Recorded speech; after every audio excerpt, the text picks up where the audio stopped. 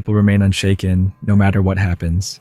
The world throws chaos at them, people insult them, plans fall apart, setbacks hit them one after another, yet they remain still, as if untouched by the storm. What do they know that you don't? Most people go through life reacting to everything. Someone cuts them off in traffic, instant rage. A coworker makes a passive-aggressive remark, their whole mood is ruined. A stranger gives them a weird look, self-doubt creeps in. But what if you could break free from all of it? What if nothing, no person, no situation, no external force, had the power to affect you ever again? Carl Jung believed that most people are prisoners of their own reactions.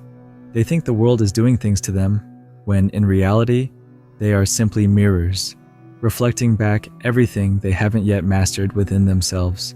Here's the truth. Nothing can affect you unless it finds something inside you to attach to.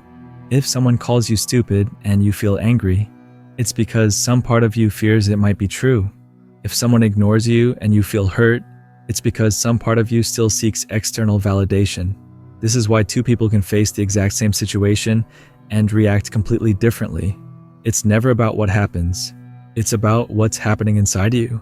Jung called this shadow work, the process of making the unconscious conscious, of recognizing that every irritation, every frustration, every emotional trigger is actually a message from within. Most people run from these triggers. They try to silence them, to ignore them, to blame the world for making them feel this way. But those who truly wake up realize something revolutionary. The outside world is nothing more than a reflection of your inner world. And the moment you understand this, you unlock something powerful, the ability to control your reality by mastering yourself. But here's the problem. Most people don't want to hear this. They'd rather believe that their boss, their ex, their circumstances, or even bad luck is to blame for their suffering. It's easier to believe that life is unfair than to accept that you might be the one giving everything its power over you. But for those who are willing to look deeper, who are willing to stop blaming and start observing, a whole new level of freedom becomes possible. And the best part?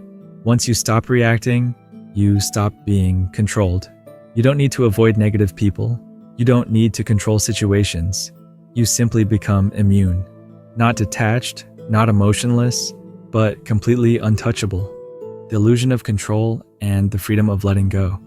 Most people spend their entire lives trying to control things they were never meant to control. They want people to like them, they want life to be predictable, they want everything to go their way, and when it doesn't, they suffer. They get angry when someone disrespects them. They feel betrayed when life doesn't unfold according to plan. They take everything personally, as if the universe has singled them out for some kind of cruel test. But here's the truth. Nothing in this world is actually under your control, except one thing, your perception. Carl Jung understood something that most people never realize.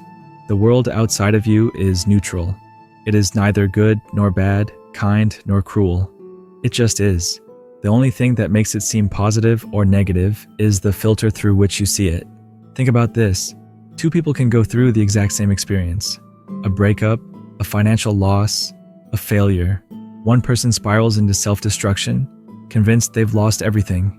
The other person sees it as a lesson, an opportunity to grow, a path toward something better. The difference? Their perception. Jung once said, "Until you make the unconscious conscious, it will direct your life and you will call it fate."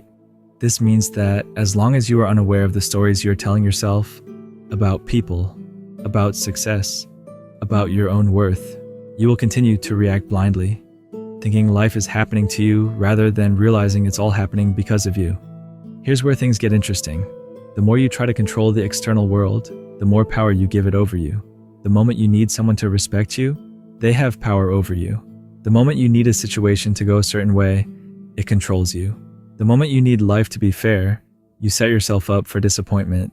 But once you let go of the illusion of control, everything shifts. Suddenly, you're free.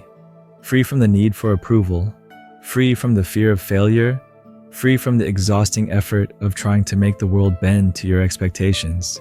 Think about it. The people who are truly untouchable in life are not the ones who control everything. They are the ones who master themselves. They are the ones who remain calm in the storm, unshaken by chaos, indifferent to insults, fearless in the face of uncertainty. They know something most people don't. Control is an illusion, and the moment you stop chasing it, you become truly powerful. And here's the paradox. When you stop needing things to go your way, they often do. When you stop fearing what people think, you naturally become more confident. When you stop chasing success out of desperation, opportunities start appearing effortlessly. When you stop resisting life and start flowing with it, everything seems to fall into place. This isn't just philosophy, it's neuroscience. Studies in cognitive psychology show that the more we obsess over controlling something, whether it's a person, an outcome, or even our own thoughts, the more we create resistance. This is why people who are desperate for love repel it, why people who are terrified of failure sabotage themselves, why those who cling to control end up feeling the most powerless. So the question is, are you living in reaction, or are you in control of your perception? Because once you realize that nothing outside of you has power over you, life starts to feel like a completely different game. The untouchable mind, how to be unshaken by anything. Imagine a scenario. You're walking down the street, minding your own business, when suddenly someone shouts an insult at you. Maybe they call you foolish, weak, or tell you that you'll never amount to anything. Now, pause for a second. What happens inside you at that moment? Most people would either get defensive or feel hurt. Their emotions hijack them before they even have time to think. Their heart rate spikes, anger kicks in, or they replay the insult over and over in their mind, feeding their frustration. But now, imagine a different response. Absolutely nothing. No reaction, no emotional spike, just a calm realization. That has nothing to do with me. This is what the Stoics, Zen masters, and even Carl Jung understood deeply. Nothing outside of you has the power to disturb you unless you give it permission. But let's go deeper. Why do most people get affected? Because they are identified with a false self, a fragile mental construct built on opinions, validation, and attachment to outcomes. This is why they react so strongly when challenged. It's not just an insult, it's a threat to their identity. Jung spoke of the shadow self, the hidden part of our psyche that holds all the fears, insecurities, and unresolved wounds we refuse to face. When someone triggers an emotional reaction in us, they're not creating pain. They're revealing pain that was already there. Think about it. If you were truly at peace with yourself, someone's insult would mean nothing. It would be like yelling at a mountain. It simply echoes back without response. So the real question is, why are you reacting? If someone calls you a failure, does it hit a nerve because deep down, you fear it might be true? If someone disrespects you, does it enrage you because you crave recognition? If things don't go your way, do you spiral because you're attached to a specific outcome? The problem isn't the world. The problem is the way you see yourself. The real power isn't in silencing the world, avoiding criticism, or eliminating problems. It's in developing an unshakable mind, a mind that doesn't need external validation, a mind that doesn't crumble when faced with obstacles, a mind that understands that all control begins and ends with perception. This isn't just philosophy, it's psychological conditioning. Studies show that emotional reactivity is a habit. The brain develops neural pathways that reinforce reactions, meaning the more you let the outside world control your emotions, the more automatic it becomes. But here's the good news. You can rewire this. Neuroscientists have found that through mindfulness, cognitive reframing, and exposure to discomfort, you can literally train your brain to be less reactive. Over time, insults stop triggering you. Failures don't define you. Uncertainty no longer scares you. At that point, you become untouchable. Not because the world has changed, but because you have. There's something strange about human nature. People believe they are reacting to the world, but in reality, they are reacting to themselves. Imagine this. Someone insults you. The words hit like a dagger.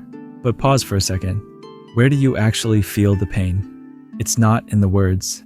It's in the meaning you assign to them, the hidden wounds they touch, the stories you've been carrying in your subconscious. Carl Jung knew this well. He once said, "Everything that irritates us about others can lead us to an understanding of ourselves." That's the brutal truth most people don't want to accept. Nothing outside of you has power over you unless you give it power. Think of it like a mirror. If your reflection in the mirror suddenly frowned at you, you wouldn't get angry at the mirror. You'd realize that it's just reflecting what you're doing. Yet, when life does the same, when people provoke emotions in us, we react as if the mirror is to blame. We point fingers, demand others change, instead of realizing it's just our inner world projected outward. The real question is, why do we give so much power to things outside of us? The reason is simple: attachment. When your identity is tied to external things, opinions, validation, outcomes, you will always be at their mercy. But what if you didn't play the game?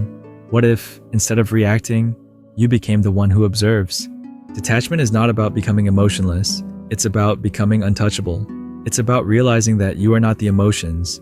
You are the awareness behind them. Think about a storm. It rages, lightning strikes, the wind howls. But above it all, the sky remains untouched. You are the sky, not the storm. This is why the greatest power isn't in controlling the world. It's in controlling your perception of it. And here's the best part. When you stop reacting, you start controlling reality itself. People sense it. They can't shake you. They can't manipulate you. They can't influence your peace, because now you own your energy. So the question is, how do you step into this state of untouchable presence? That's what we'll uncover next. So how do you step into this state of untouchable presence? It begins with a radical shift in awareness, understanding that you have never been reacting to the world, only to your mind's interpretation of it. Think about it. Two people can experience the exact same situation and walk away with completely different emotions. Someone bumps into you on the street, one person shrugs it off and moves on. Another takes it personally, brewing anger for hours. The event is the same, but the response is entirely different. Why? Because the reaction was never about the event. It was about the mind's perception of it. Carl Jung often spoke about the shadow self, the unconscious parts of our psyche that we suppress, the wounds we hide, the emotions we reject. And yet, these are the very things that control us. Why do certain words trigger us? Why do certain people get under our skin? Because they're pressing on parts of us we haven't fully faced. If someone can easily manipulate your emotions, it's because they are holding a piece of you that you haven't owned yet. The trick to becoming unshakable is not to suppress emotions. It's to fully acknowledge them and take away their power. Instead of fighting your triggers, study them. Instead of blaming people for provoking emotions, ask, what part of me is being exposed here? Imagine a chessboard. Most people go through life playing as the pieces, reacting to every move, getting caught up in the game. But true mastery is in becoming the player, the one who sees the full board. Better yet, become the person watching the game from above, seeing all the moves before they happen. That's what emotional detachment truly is. Not numbness, but mastery. You're not ignoring emotions, you're understanding them so deeply that they no longer control you. You become an observer instead of a prisoner of your reactions. And here's the wild part. Once you stop reacting, the world starts responding to you instead. People sense your energy shift. You no longer chase validation, so people seek it from you. You no longer react to negativity, so it loses its grip on you. You stop being a puppet of the world and start being the one pulling the strings. The key is self-awareness in real time. In every moment, you have two choices: react mindlessly or observe consciously. The next time someone tries to provoke you, catch yourself in that split second before reacting. Feel the trigger rise, but instead of acting on it, just watch. Like a scientist observing an experiment, detached, curious. That's the moment of power. But how do you sharpen this skill until it becomes second nature? That's what we'll dive into next. The moment you stop letting the world pull your strings, you take back control. Master your reactions, and you master your reality.